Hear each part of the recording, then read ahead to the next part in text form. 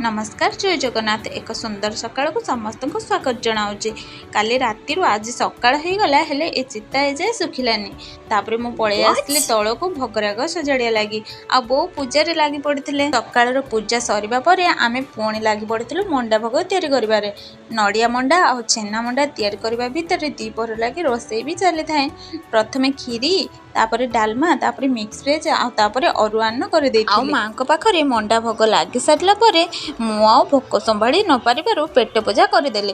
तापर घरे समस्त को बनई खाइबा परसीदेली। रुह रुह मु आग भोग खाइनी जे बापा बो आउ पतिदेव खाई सारा पर मु भोग पाई।